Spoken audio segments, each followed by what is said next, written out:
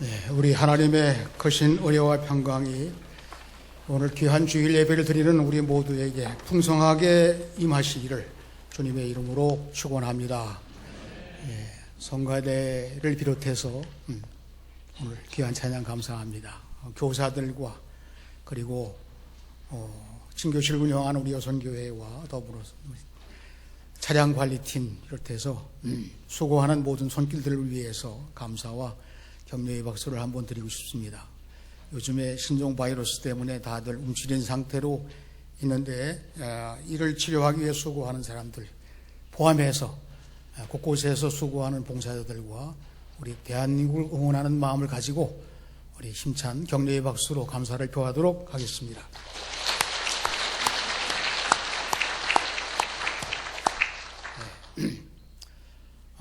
누가 저에게 좀 질문했으면 좋겠습니다. 무슨 기쁜 일이 있냐. 여러분 그런 질문 들으시면 좋지요? 옆에 있는 분들하고 한번 인사하겠습니다. 무슨 기쁜 일이 있냐고 이렇게 다정하게 한번 물어보시죠. 무슨 기쁜 일이 있어요? 기쁜 일이 있습니까? 대답도 하셔야 되잖아요. 대답 아직 못하셨죠? 한번 따라서 하시기 바랍니다. 예수님이 내 안에 계셔서 기쁘다. 그렇게 좀 물어봐 줬으면 좋겠어요. 누가 그죠? 2월은 신앙생활 주제가 면류관 인생입니다. 우리가 예수 잘 믿고 끝까지 믿음으로 달려갈 길 다 달린 후에 하나님께 인정을 받아서 영광의 면류관을 받는 것이 우리의 기도 제목이고 소원입니다. 이렇게 하면서 2월 한 달 동안 입학을 하고 졸업을 하고 은퇴를 하고 또 여러 사정으로 해서 자신의 일을 그만둔 사람들까지 포함해서 좀 격려하면서 완성하는 그들을 위해서 기도해주는 격려하는 달인데 믿음 생활 잘 할 수 있도록 그렇게 함께 더불어 보화를 발견한 예수님을 발견한 기쁨으로 살아가는 우리 모두가 되시기를 축원합니다.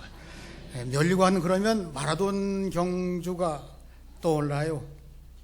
마라톤 경기 42.195km를 달린 후에 우승, 그 쓰러져가는 모습 가운데서도 환희의 얼굴 모습이 찡그린 모습인지 우는 모습인지 웃는 모습인지 모를 정도로 그렇게 억눌려 있지만 그럼에도 불구하고 마음속에 면류관은 내 것이라고 하는 기쁨으로 가득 차 있는 모습을 보게 됩니다.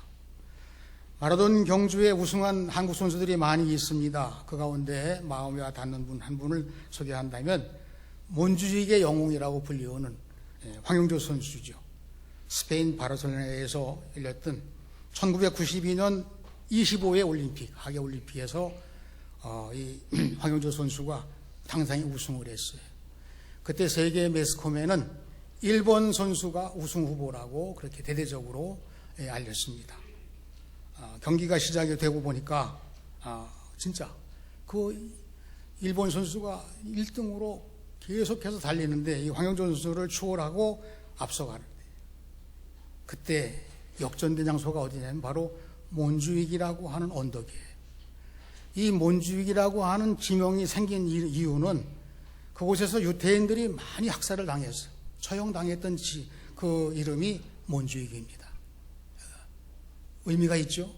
그런데 이 언덕에서 황영준 선수가 앞서가는 일본 선수를 바라보면서 다른 선수는 몰라도 일본 선수를 이게 지면 안 되겠다. 그런 마음을 가지고 있는 힘을 다해서 그 언덕을 평지 이상으로 속도로 달리기 시작한 거예요. 그래서 역전을 했습니다. 기념비가 있죠. 거기 들리는 사람들은 다 그 앞에서 사진을 찍고 옵니다. 이 면류관을 얻기까지 연습한 것부터 시작해서 마음의 부담부터 시작을 해서 이번 기회가 내게는 최고의 기회고 마지막이라고 하는 여러 생각들이 이 황영조 선수에게는 있었을 겁니다. 이 모든 상황과 또 모든 격려와 그리고 앞으로 이런 기회가 또 있을까라고 그렇게 망설임까지 포함해서 다 극복을 하고 마침내 우승 테이프를 끊게 되죠. 그에게 주어진 면류관 사실은 별로 대단한 만들어진 것은 아닙니다만은 실제로 올리브 나무를 면류관으로 만들어서 고대로부터 지금까지 우승한 선수에게 주는 영광의 면류관을 받게 되었습니다.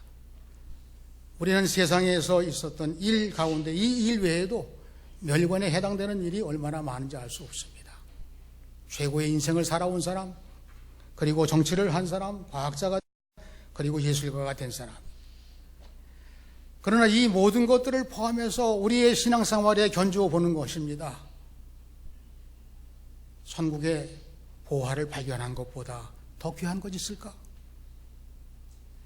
예수를 나의 구주로 영접을 하고 천국 백성으로 살아가면서 많은 사람들에게 이 거룩한 진리를 증거하며 살아가는 멋진 인생보다 더 자랑스러운 생애가 있을까? 제가 오늘 주일 예배를 준비하면서 집에서 옷을 입을 때마다 꼭 물어봐요. 옷은 어떤 걸 입었으면 좋겠냐? 넥타이는 뭘 맸으면 좋겠냐? 제가 매면 자신감이 좀 떨어져서 하도 그렇게 신세를 지다 보니까. 그런데 오늘은 제 스스로 맸습니다. 이 넥타이 별로 잘 안 보이실 텐데 여기 이렇게 반짝반짝하는 이 보화 같은 것들이 여기 보이도록 이 넥타이를 제가 골라서 맸어요. 보이십니까? 끝난 다음에 보셔도 됩니다. 그리고 향수를 제가 예배시에 올라오기 전에 조일훈 목사님이 전에 그 선물을 주신 건데 향수를 과다하게 뿌렸어요. 3번. 한 번만 해도 되는데. 왜냐하면 예수님이 나의 보화이고 내게 예수님의 향수가 냄새가 났으면 좋겠습니다. 그런 마음을 그냥 마음속에 그리면서 우리 성도들에게도 그 선물을 드리고 싶습니다. 오늘 이 비유는 이야기예요. 동화 같습니다. 옛날 이야기라고 볼 수 있고요. 이웃집의 가난한 농부가 부잣집 농부에게 우리 집에 와서 일을 해달라. 품앗이일 수도 있고 또는 일당일 수도 있고 그러다가 이 농부가 횡재를 했다는 겁니다. 횡재를 했어요. 대개 남의 집에 일을 가면 좀 설렁설렁합니다. 그래 남의 집에 일 갔다가 이 손 부러뜨고 몸 아프면은 제일 바보라는 그런 농담도 있어요. 시골에서는. 그런데 이 농부는 자기 밭일처럼 성실하게 땅을 깊이 파면서 힘을 내는 거예요. 그러다가 이상한 느낌을 하게 됩니다. 땅속에서 무엇인가 들어있는 것을 직감을 하고 파들어가 보니까 누가 감춰놓은 오래된 보화 상자가 거기 붙여있는 거예요. 농부는 상자를 열어봅니다. 야, 이 금화 이것만 소유하고 있다면 나는 누구 부러울 사람 없을 터인데 그러면서 방법을 생각하는 그대로 뚜껑을 닫고 묻어 덮어둡니다. 그리고 일을 마친 후에 자기 의견을 이 주인에게 말합니다. 뜬금없이 이 밭을 팔아라. 내가 사고 싶다. 그런 얘기예요. 평소에 그런 대화가 오간 것도 아닙니다. 그 땅은 돌무더기가 여기저기 있어서 농사 짓는데 매우 부적합해요. 그래서 동네 사람들이 다 압니다. 그 땅은 좋은 땅이 아니기 때문에 일 가는 곳조차도 꺼려한 그런 험한 땅이죠. 그런데도 불구하고 이 땅을 산다고 하니까 이 주인은 팔 생각도 없을 뿐 아니라 사지도 않을 거라고 생각을 하고 제법 높은 값을 불렀을 겁니다. 그런데 이 땅을 사겠다고 하는 옆집 사람은 깎을 생각도 안 하고 빨리 계약을 하자고 자꾸 이야기하는 거예요. 이 결정이 소문이 났습니다. 동네 사람들이 다 어리석은 결정이라고 비웃어요. 자기 식구들 울면서 매달립니다. 그 땅을 왜 살려고 해요? 그렇게 많은 돈을 주고 살려고 하면 우리 다 망하는 겁니다.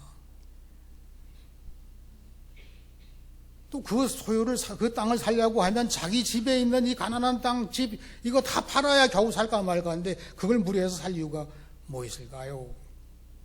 그럼에도 불구하고 이 농부는 땅을 사고야 마는 거예요. 사고야 마는 겁니다. 그런데 얼마 후에 이 가족들 울음이 그쳤어요. 왜 그랬을까요? 거기 발견했던 그 보화 상자를 꺼내고 보니까 이 땅값으로 지불한 돈, 비록 자기의 전부를 거기다 투자했지만 그 보화를 자기 소로 삼은 이후에 그 값은 비교할 수가 없는 거예요.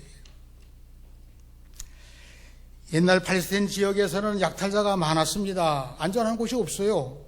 그래서 은행도 없는 시대가 돼서 가끔씩 몰래 자기의 기중품을 땅에 묻어두기도 했습니다.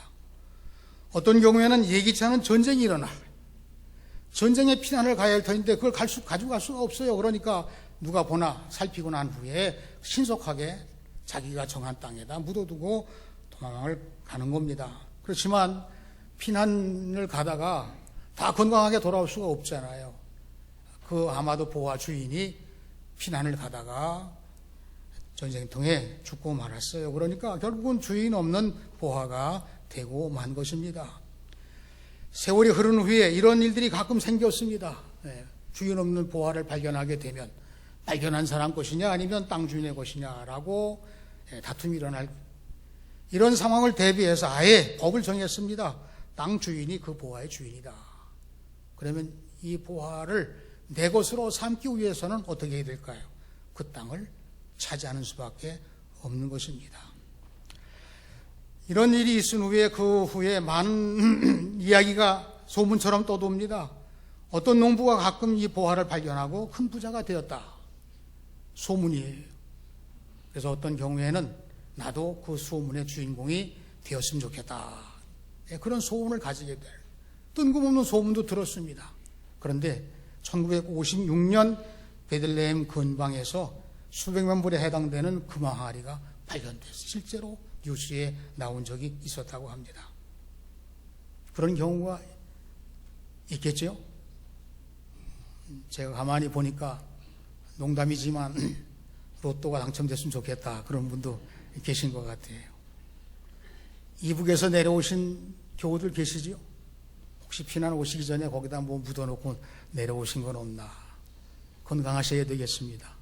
가면 또 모르죠. 그냥 생각해 본 이야기입니다. 이 비유로 말씀하신 예수님의 의도가 중요해요.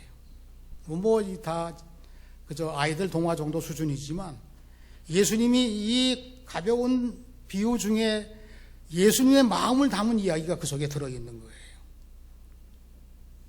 첫째는 천국은 밭에 감추인 보화와 같다.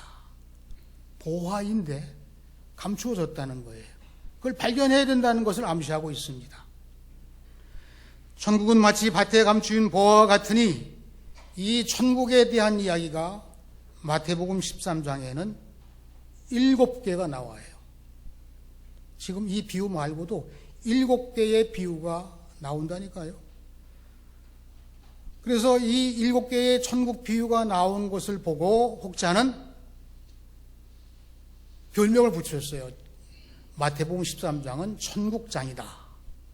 천국장.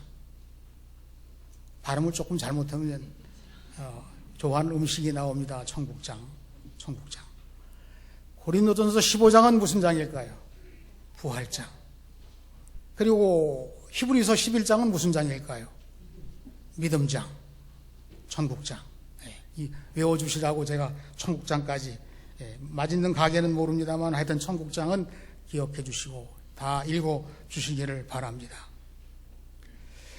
예수님을 영접한 사람은 마치 땅에 감추인 아무도 제대로 찾을 수 없는 정도까지 감추어진 그런 보화라는 거예요. 그런데 그 예수님을 영접하게 되면 보화를 발견한 기쁨 속에 살아가는 최고의 인생이 된다고 하는 말씀으로 예수님 사실은 당신을 소개한 말씀이 되기도 합니다. 발견한 과정을 다시 한번 살펴봅니다. 이웃에 일해주러 갔다가 성실하게 일하다가 이 농부가 그 성실하게 일하는 도중에 갖는 생각이 있어요.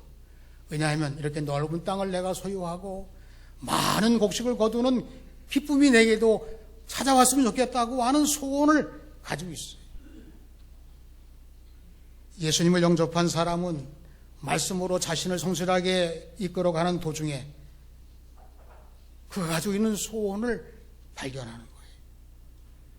하나님이 이 보화를 발견하게 하시고 이 보화를 가진 사람다운 가치를 가지고 살아가도록 우리와 동행하시는 하나님이십니다. 동행하시는 하나님이십니다. 두 번째로 보화를 발견한 사람은 기쁨으로 살아갑니다. 여러분, 이를 발견한 후 숨겨놓고 기뻐하며 돌아가서 그 땅을 샀다고 그랬어요. 사실은 어떻게 보면 윤리나 정의적인 차원에서 볼 때는 그거를 정당하다고 그렇게 따지면 이 비유가 조금 어그러집니다. 예수님께서 주제를 정하셨어요. 이를 발견한 것에 초점을 두시고 그러면 너희가 상상하지 못하는 기쁨을 체험하게 될 것이라는 거예요. 기쁨이 뭘까요? 원하는 것이 이루어졌을 때 느끼는 즐거움과 흥겨움과 행복감이라고 그랬습니다. 이 기쁨은 건강에도 영향을 미쳐요. 요즘에 신종 코로나 바이러스 예방을 어떻게 해야 되느냐, 그래서 저는 기도하다가 그런 생각을 해봤습니다. 이거 맞는 거 아닙니다. 근데 여러분들이 꼭 그렇게 또 믿고 그거 막 드시고 그러면 안 되는데, 무슨 이야기냐 하면 한국 사람은 신종 코로나 바이러스에 다 해로움 별로 없다, 그냥 낫는다, 그런 얘기가 좀 소문났으면 좋겠어요. 왜 그러냐? 한국 사람들은 김치를 먹는다. 김치를 먹으니까 이게 다 낫는다, 그런 소문이 대대적으로 세계적으로 이슈가 됐으면 좋지 않을까, 그런 상상까지 해봤다니까요.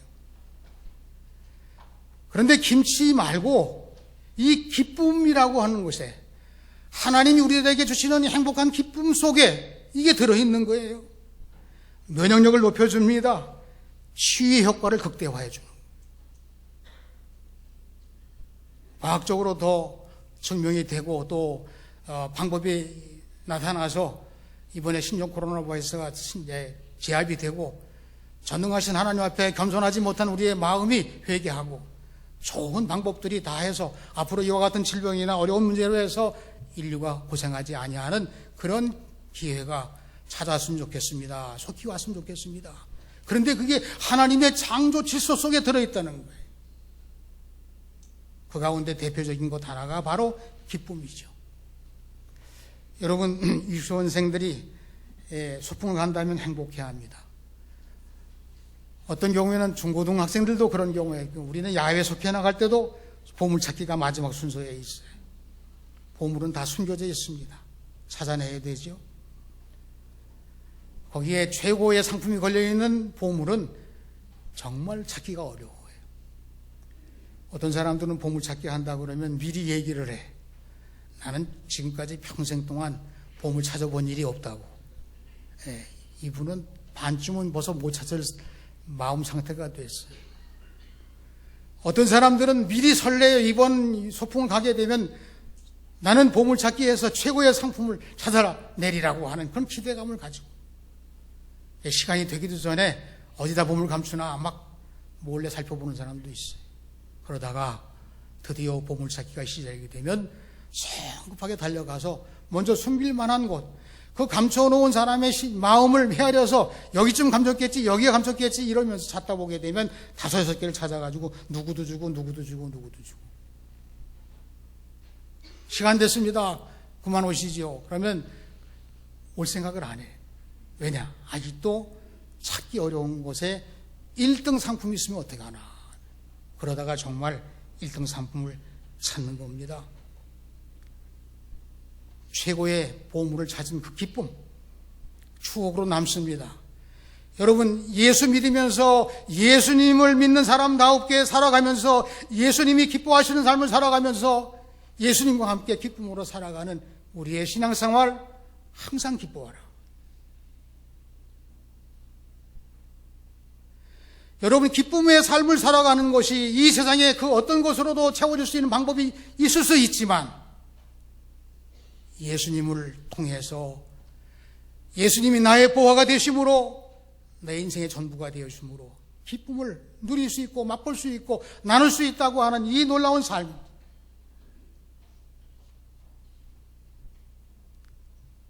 보화를 발견한 기쁨으로 살아가는 우리 모두의 믿음 생활에 대한 이야기가 아닐까 생각을 합니다. 보통 세상 사람들은 먹는 것에 입는 것에 집에서 잘 편안하게 사는 것에 기쁨을 찾으려고 수고를 또 합니다. 이 수고한 대가대로 나오는 공정사회와 또 우리가 다 같이 꿈꾸는 사회이기도 하지만 대부분 그렇지 않은 경우가 적지 않아요. 그렇게 해 나가야 되는 것이 민주주의의 소망입니다. 우리나라도 그렇게 발전되기를 기대하면서 그런 마음을 가지고 힘을 모으는 방법도 있는데 쉽지는 않다는 것을 우리가 늘 염두에 두고 기도해야 된다고 생각을 합니다. 세상에서 얻는 기쁨은 순식간에 사라집니다. 환경의 영향을 받아서 상실됩니다. 그리고 그 기쁨은 욕심과 짝하여서 변질되어서 내 기쁨이 상대방의 기쁨이 되지 않는 경우가 생기게 돼요. 우리가 정당한 방법으로 기쁨을 얻지 못하고 술이나 마약이나 함부로 하는 그런 삶을 통해서 기쁨을 찾고자 하는 이런 어리석은 일들이 우리를 유혹하고 있는 것입니다. 오늘 말씀 보화이신 예수님을 그리스도로 발견하고 영접하는 최고의 기쁨, 영원한 기쁨이 여러분들에게 이미 주어졌으므로 기쁨의 삶을 살아가는데 전념하는 우리 모두가 되시기를 주님의 이름으로 축원합니다. 데살로니가 전서 5장 16절에 우리에게 말씀하신 바울의 권고가 있습니다. 항상 기뻐하라, 쉬지 말고 기도하라, 범사에 감사하라. 이는 예수 안에 있는 사람들에게 명하신 하나님의 뜻이니라. 하나님의 뜻이요. 기뻐하는 것, 기도하는 것, 감사하는 것. 그런데 이 가운데 항상 기뻐하라. 이 말씀은 기뻐하는 삶에 대한 명령을 음미해야 된다는 의미가 그 속에 담겨 있어요. 무슨 이야기를 하면 항상 기뻐하라 쉽지 않죠. 그래도 항상 기뻐하는 것이 예수님의 명령의 뜻이라고 그랬습니다. 그러면 원하는 것이 아직 이루어지지 않았음에도 불구하고 기뻐하라는 거예요. 때로는 어려운 문제에 직면하고 있어도 기뻐하라는 거예요. 그런데 거기에 단서가 있습니다. 예수님 안에서. 예수님 안에서라고 하는 번역은 곁에서라는 번역과 같은 뜻이에요. 예수님 곁에 있는 사람은 아직 이루어지지 않았고 어려운 문제가 해결되지 않았음에도 불구하고 항상 기뻐하는 것이 하나님의 뜻입니다. 왜냐? 그 뒤에 하나님의 보장이 나오는 거예요. 예수님 곁에 있을 때의 기쁨이 발견, 예수님 곁에 있을 때의 기쁨이 채워집니다. 예수님 곁에 있을 때의 기쁨이 넘치게 되는 거예요. 넘치게 되는 거예요. 하나님이 기쁘게 살아갈 수 있도록 이끄시는 책임자가 되신다고 하는 그 위치에서 명령하시는 겁니다. 예수님을 통해서 항상 기뻐할 수 있도록 내가 책임지마. 그렇기 때문에 우리는 어려움 속에서 뜨겁게 반응해야 되는데 그 반응이 뭐냐? 기뻐하라는 거예요. 예수 안에서 천국을 소유하시고 감추인 보아하신 예수님을 만난 여러분들이 항상 기뻐하시는 삶으로 승리하시기를 주님의 이름으로 축원합니다. 마지막 세 번째로 보화를 소유하려면 자기의 소유를 다 팔아야 한다고 하는 거예요. 뭐 공부를 하더라도 공부에 전념해야 좋은 성적을 거둘 수 있습니다. 운동을 하더라도 열심히 연습을 해야 자기가 가지고 있는 실력보다 더 큰 실력을 발휘할 수가 있어요. 자기의 소유를 다 팔아 그 밭을 샀느니라 라고 하는 것은 종교적인 어떤 의미를 부여할까? 때로는 착취하는 그런 의미도 그 속에 있을 수 있다고 의심합니다. 그러나 우리가 이 말씀을 우리의 것으로 하나님 주신 말씀으로 들을 때 우리에게 느껴지는 게 있습니다. 내 인생을 예수님께 투자할 때에 천국이 너희 것이 된다고 하는 이 말씀이 내 귀에 들려지고 그 말씀이 나에게 깨우침을 주고 나를 변화시키고 내가 예수 향내나는 사람으로 만들어진 그 순간 그 사람의 입술에서는 천국을 소유한 사람일 뿐 아니라 천국을 증거하는 사람으로 새 사람이 되었다고 하는 거예요. 그게 기독교의 역사예요. 기독교는 사랑의 종교지요.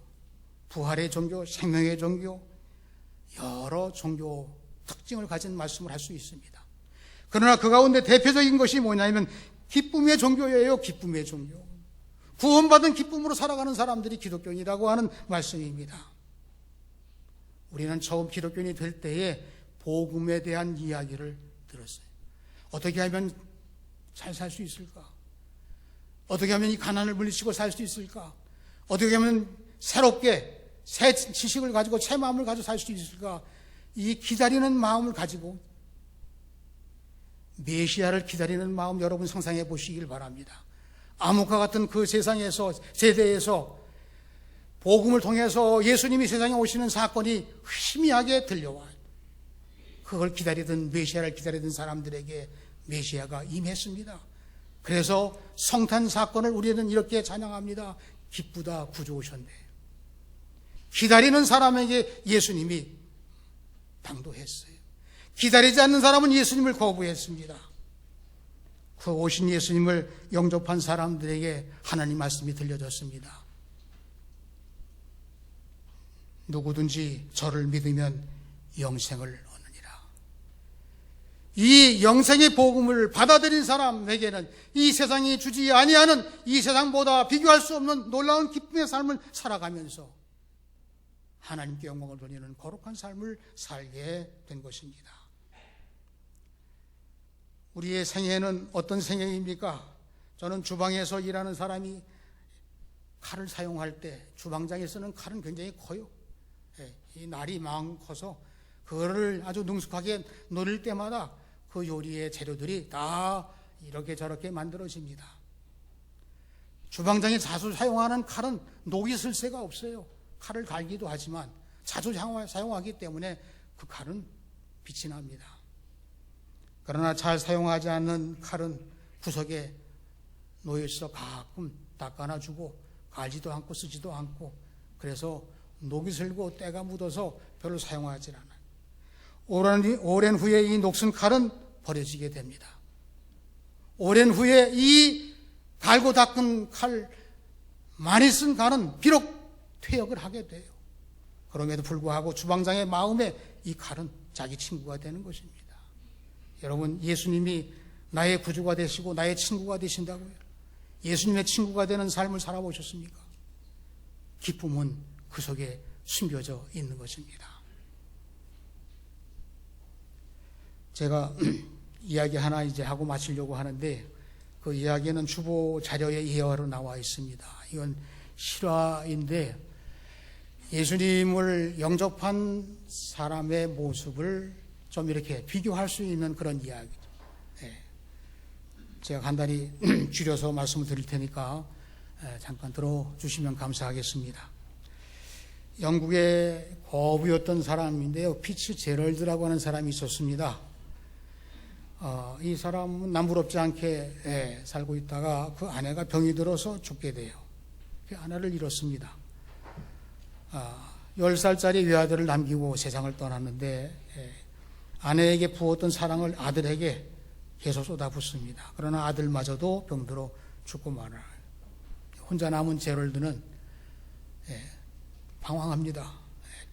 아내도 잃고 아들도 잃고 어디 의지하고 뭔가 할 수 있는 의욕조차 상실한 이 제럴드가 그것을 헤쳐나가기 위해서 유명 미술 작품들을 수집하는 그런 일을 시작했습니다. 여기저기 먼 곳마다 하고 다니면서 최고의 예술품을 다 비싼 돈 투자해서 사게 돼요. 그러나 이 제럴드에게 맞춰도 불행이 들어왔습니다. 그도 역시 병들어서 죽음을 앞둔 사람이 됐습니다. 그는 변호사에게 유언장을 주면서 이야기했습니다. 내가 그동안 준비한 미술품 다 경매로 처분하십시오. 그래서 이 경매를 준비하는 변호사가 이제 창고에 있는 그의 유물들을 다 보살피는 준비하는 중에 경매에 내놓을 만한 작품이 되지 않는 물건을 발견했습니다. 그건 어떤 그림이냐면 자기 아들을 그린 그림이에요. 거기 제목이 내 사랑하는 아들이라는 제목의 그림인데 그 그림을 그린 화가가 그 지방, 그 지역에 있는 무명 화가예요. 그러니까 최고의 작품을 그릴 수 있는 실력을 아직 갖추지 못한 무명 화가가 내 사랑하는 아들인데, 실제로 제럴드의 아들을 보고 그림을 그린 것이 거기 이제 경매장에 나왔어요. 사람들이 물건을 낙찰받기 위해서 모여들었는데 한눈에 알아보지요. 외아들을 그린 그림, 내 사랑하는 아들이라는 이 제목의 그림은 거들떠도 안 보는 거예요. 이거는 가치가 나가는 게 아니니까요. 그러나 이 변호사는 첫 번째로 이 그림을 경매에 올렸습니다. 사람들은 다 마다하죠. 그런데 저 뒤에 늙은 노인 한 분이 앞으로 나오면서 그 그림을 제가 사겠습니다. 그리고 남의 집에 하인으로 사는 사람이나 그게 무슨 재산이 많겠습니까? 그동안 펌푼이 모아온 돈을 전부 다 모아서 그 값을 겨우 치루어서 그 그림을 받게 됩니다. 내 사랑하는 아들이라는 제목의 이 그림을 노인이 인수하는 그 순간 경매를 사야 하는 이 변호사가 긴급사항이 있습니다. 이 제럴드가 이 유물을 경매에 붙이면서 꼭 시행해야 할 조건이 하나 있는데 그것을 긴급하게 발표하도록 하겠습니다. 긴급하게 발표한 내용이란 다른 게 아니고 이겁니다. 누구든지 내 아들의 그림을 사는 사람에게 내가 소장했던 모든 작품, 전 재산을 상속하겠습니다. 거기 이유가 나와 있어요. 이 그림을 선택하는 사람은 내가 가장 소중히 여기는 것이 무엇인지 아는 사람이기에 내 재산 모두를 가질 충분한 자격이 있는 사람입니다. 이 제럴드가 소중히 여기는 사람이 뭐예요? 소중히 여기는 것이 뭐예요? 내 사랑하는 아들이잖아요. 그 그림을 이 노인만 아는 거예요. 그래서 그 그림을 사고 제럴드가 남겨놓은 모든 유산을 소유하게 되었다고 하는 그런 이야기입니다. 예수님은 세상의 모든 사람의 눈에 하찮게 보일 수 있어요. 예수 믿으라고 복음 전하는 것이 어떻게 보면 우습게 보일 수도 있습니다. 그렇지만 하나님의 아들로 오신 예수님을 영접하는 순간 이 사람의 삶의 신분은 달라지는 겁니다. 감추인 보화를 발견한 사람이에요. 최고의 면류관 인생을 살아가며 기쁜 인생을 살아가고 남에게도 그 보화를 넘겨주고 남에게도 기쁨을 넘겨주고 우리 모두가 다 살아가야 할 이유를 제대로 알게 해서 예수님 안에서 나를 발견하고 살아가는 위대한 인생으로 삶을 완성하게 될 것입니다. 저는 이 이야기를 다시 사도 바울의 말씀으로 한번 연관시켜 봅니다. 빌립보서 3장 7절 이하의 말씀. 내게 유익하던 모든 것을 그리스도를 위하여 다 해로 여김은 내가 주 그리스도 예수를 아는 것이 가장 고상하기 때문이라. 내가 그를 위하여 모든 것을 잃어버리고 배설물로 여김은 그리스도를 얻고 그 안에서 발견되려 함이라. 그 안에서 발견되려 함이라. 예수님이 보화가 되시고 우리의 기쁨이 되십니다. 다시 오실 예수님을 기다리는 심령이 성숙한 그리스도인의 모습이에요. 우리 주변에 많은 사람들이 예수를 믿고 구원받아야 할 사람들이 그들의 마음속에 우리들을 통해서 예수를 기다리는 사람이 됐으면 좋겠습니다. 그렇게 복음을 전파하는 거예요.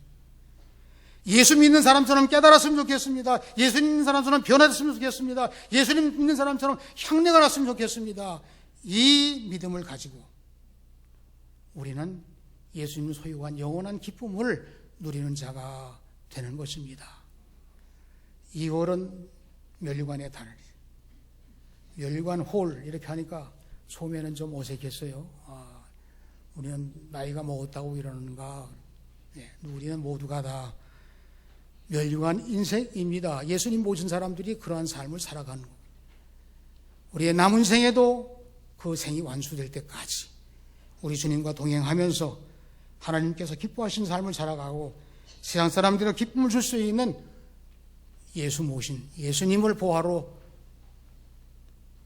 소유하고 살아가는 우리 신풍교회의 모든 성도들 되시기를 우리 주님의 이름으로 축원합니다. 축원합니다. 기도하겠습니다. 하나님 우리 아버지, 거룩하신 예수 그리스도를 이 땅에 보내셔서 우리에게 보화로 삼게 해주시고 구원받아 구원을 소유한 기쁨으로 살게 하시며 그 복음을 증거하게 하시고 하나님 나라 확장을 위해서 영광스럽게 쓰이게 하여 주시는 것을 감사합니다. 2월달 주현절기를 맞이해서 특별히 예수님을 보화로 발견한 자다웁게 살아가며 금년 한 해 동안 주님과 동행하는 우리 모두가 되게 하시고 우리 사랑하는 자녀들 되게 하시고 우리의 청소년들이 꿈꾸는 자가 되게 하시고 우리 젊은이들의 미래가 기쁨으로 살아갈 수 있는 놀라운 능력이 예수님께로 나와서 영광을 돌리는 우리 모두가 되게 하여 주시옵소서. 보화 되신 우리 주 예수 그리스도의 이름으로 기도하옵나이다. 아멘.